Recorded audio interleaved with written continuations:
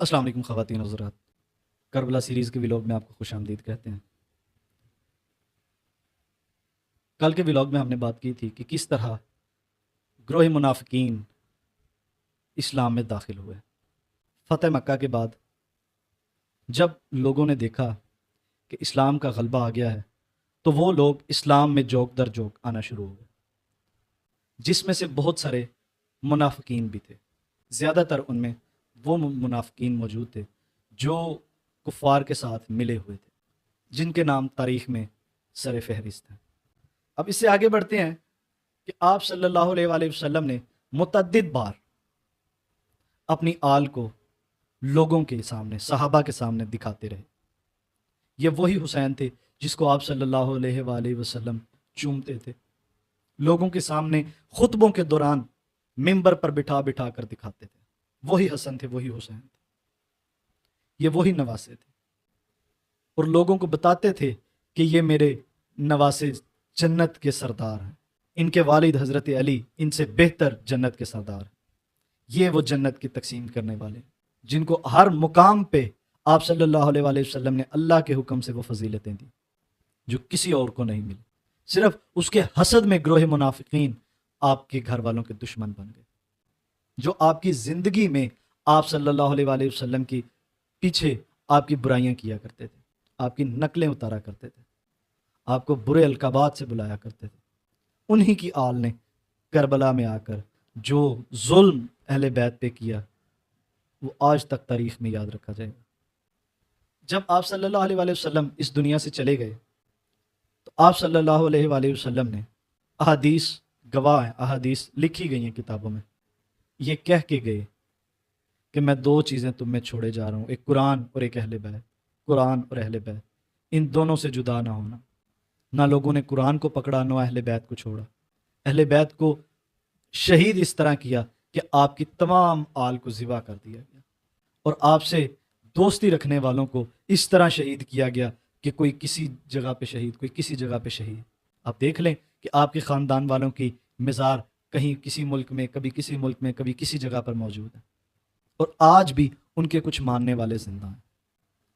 اور آپ دیکھ لیں جب آپ صلی اللہ علیہ وآلہ وسلم کے بعد خلافت راشدہ آئی، اور خلافت راشدہ کے ختم ہونے کے بعد جب ملوکیت آئی، جب خلافت راشدہ کو بھی جس طرح ختم کیا گیا وہ بھی ایک پلاننگ کے تحت، جب مولا علی کو شہید کیا گیا تو آپ کو شہید کرنے والے کون لوگ تھے؟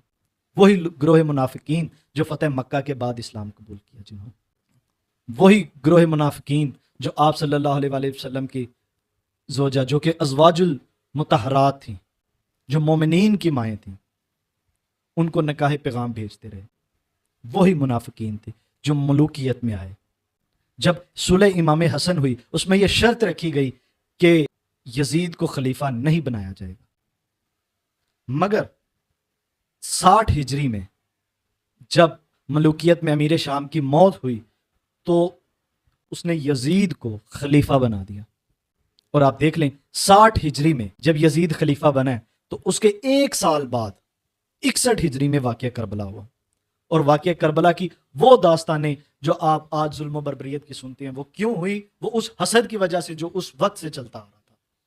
جب یزید نے یہ تمام واقعہ کر لیا، جب آپ کے خانوادہ کو اس کے شام سامنے پیش کیا گیا تو وہ شراب میں دھت اور یہ الفاظ کہہ رہے تھے کہ بنو ہاشم میں کوئی نبی نہیں آیا، یہ بنو ہاشم نے نقل کفر کفر نباشت نبوت کا ڈھونگ رچایا۔ یہ وہ لوگ تھے جو گروہ منافقین تھے، جنہوں نے آپ کی آل کو اس طرح شہید کیا جس طرح کبھی کسی جانور کو بھی نہیں کیا جاتا۔ آپ کے 6 مہینے کے حضرت علی اصغر کو شہید کیا، جناب علی اکبر کو شہید کیا، جناب اونو محمد کو شہید کیا، جناب قاسم کے لاشے کو پامال کیا، اور اس وقت کے 60,000 سے زائد مفتیان اور حفاظ نے یہ فتویٰ دیا تھا کہ امام حسین کا قتل جائز ہے، نقل کفر کفر نبش۔ یہ وہی تھے جو مال کی لالچ میں آ کر اسلام قبول کر بیٹھے، مال کی لالچ میں آ کر وہی تعلیمات لیں، مگر رہے وہی لالچ کے لالچی۔ یہ وہ محرکات تھے جن کے اوپر امام حسین علیہ السلام کو شہید کر دی گئی۔ یہ صرف یزید کا कसूर यजीद तो उस सिस्टम का नुमाइंदा बन के आया था जो पीछे से खराब चला आ रहा था। ये मेरे अल्फाज नहीं, ये इंजीनियर मोहम्मद अली मिर्जा साहब के अल्फाज हैं। मुड़ मुड़ के जी वो यजीद ने ये कर दिया। वो यजीद ने क्या किया है यार? वो तो सिस्टम का नुमाइंदा बन के आया जो पीछे से खराब था। यजीद को लेके बैठे हैं, यजीद यजीद यजीद यजीद। भाई पीछे से मामला खराब हुआ। यजीद तो सिस्टम का नुमाइंदा बन के आया था जो पीछे से खराब आ रहा था। यह तो उसका रिजल्ट था उस पूरे सिस्टम का जो पीछे से चला आ रहा था। और फिर यजीद ने सिर्फ वाक़या करबला नहीं किया, यजीद के क्या कारनामे इंशाल्लाह अगली वीडियो में आपसे बात करेंगे। अगर आपको ये वीडियो पसंद आई हो तो लाइक कीजिएगा, शेयर कीजिएगा और कमेंट में अपनी राय से ज़रूर आगाह कीजिएगा। सब्सक्राइब करना इस चैनल को मत भूलिएगा। शुक्रिया।